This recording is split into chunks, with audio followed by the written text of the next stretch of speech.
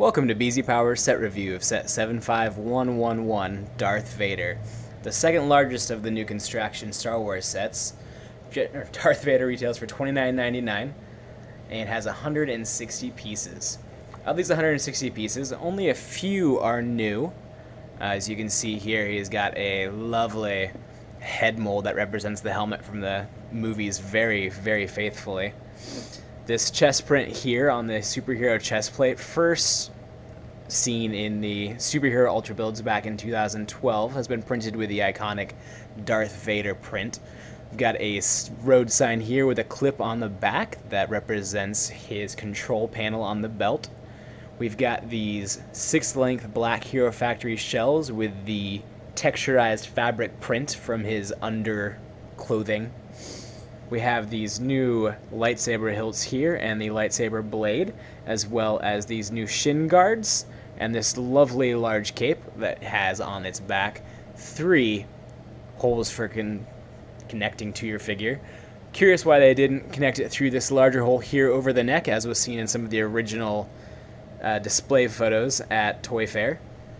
As you can see from the front, it leads to a kind of awkward setup without it, as Darth Vader has the cape usually connected over the front and also a skirt.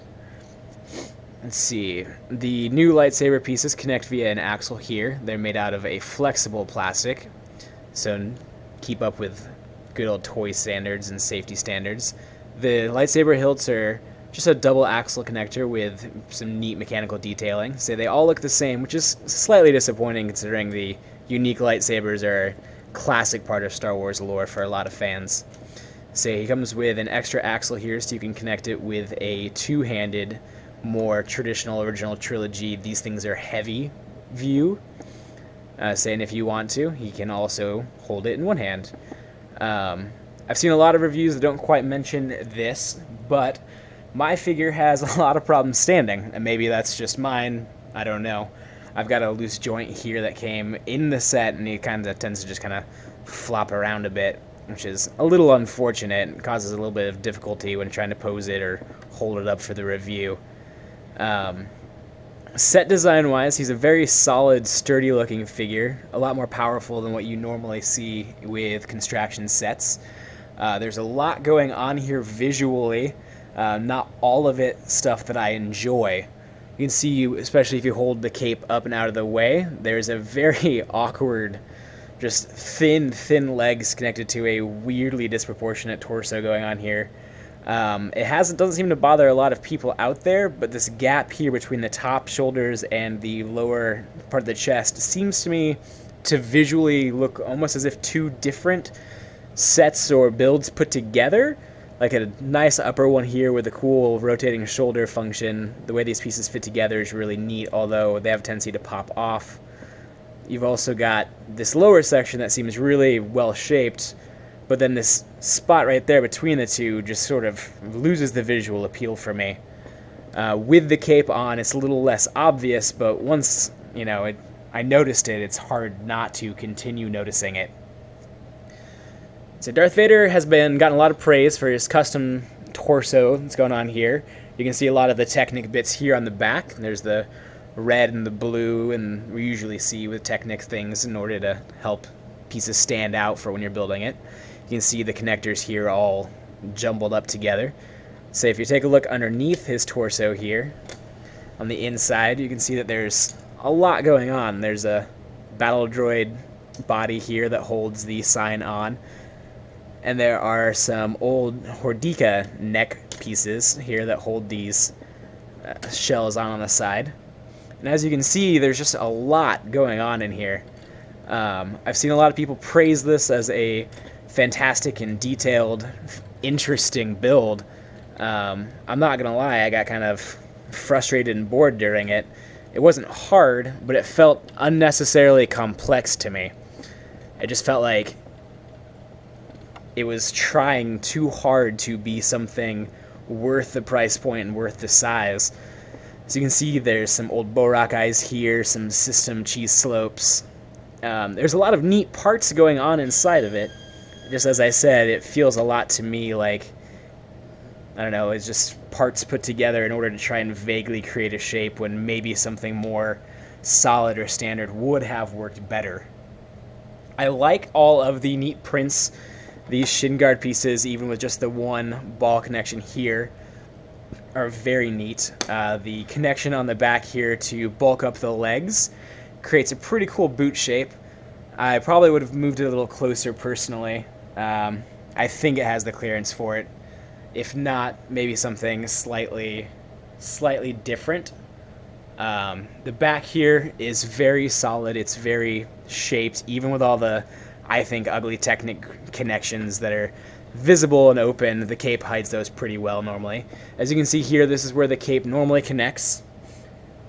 We've got the neck connection here.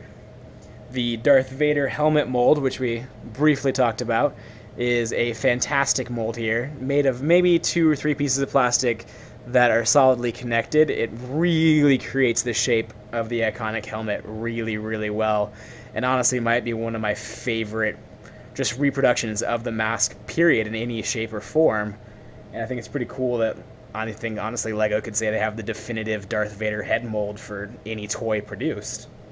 The Hero Factory chest plate with the little detailing there is neat. You can detail here at the piece with the fabric print. It's a light blue to it that doesn't photograph or camera very well. There are 1, 2, 3, 4, 5, 6 of these here in the set, which is pretty cool. There are, so here's a look at that stop sign here. That is not a stop sign, but a road sign here with the chest prints. Just a little clip on the back, which, like I said, this connection I think is pretty neat, just the way they use the old battle droid body there to hold that on. Otherwise, as you can see here, this cape not connected. It's got the little ghost face there. Ooh, scary. Just in time for Halloween soon. And then you've got the lightsaber blade. You've got these cool new lightsaber parts. And otherwise, there's not a whole lot new going on in this, which is honestly kind of cool at the same time. I'm not a fan of the inner Technic build. Like I said, I think it looks ugly. I think creates weird, awkward gaps here on the side. I don't like the way it all fits together very well, but I mean, it's creative, and it means that it uses a lot of small little Technic connectors that you may not have in this kind of quantity, and that's not always a bad thing. The shoulders here, like I said, there are several ball joints included in this set that create a pretty neat armored look. Mine does have a tendency to have these little rounded shells pop off, which is not my favorite thing in the world, but it's kind of is what it is, I guess. So when it's all said and done, he does create a pretty imposing figure that is kind of neat to have on the shelf. I'm not sure if I'll keep mine together, just to be completely honest. I spent 8 years on BZPower under the name Darth Vader, and I was pretty excited to get this set. You know, I have a strong history with the character, and I've always really enjoyed the story behind it. But when I was building it, I kept thinking, man, it'd be really cool to have this like awesome Darth Vader set just hanging out on my shelf, looking all cool and looking different to show off when people come over and visit. But at the same time, when it's all said and done, it's not one I think that I will personally keep together. I know that that is not the most popular opinion on this set, and I'm fully prepared to hear a little pushback on that. But when it's all said and done, if you're going to buy just one or just two of these, I don't know if I would suggest Darth Vader. Like I said, there's been a lot of people who've been praising the intricate, detailed Technic build on the inside, but I really didn't think it was very fun. It seemed unnecessary and overly complex with just a bunch of really small Technic pieces shoved together to create the vague outline of a shape, and that's not really something that I found fun and enjoyable. Obviously not the common opinion on the set, but that's not the review of the set. The review is mine. So, otherwise, it's a pretty standard limb arrangement. You've got your Hero Factory shells and your CCBS bones underneath it. Some good, nice 4-length black shells there. I've seen a lot of those in the new Bionicle sets. We got the Hero Factory chest plate with the print. We got these awkward little, gray pieces that stick out here on the side that I think are supposed to represent the control panels on his belt to help control his breathing apparatus and his suit's controls, but they just kind of look a little silly. They restrict the waist movement a little bit, and it's not my favorite thing in the world, I'll be honest. You see here, it just kind of stops, and then the shell add-on tends to fall off.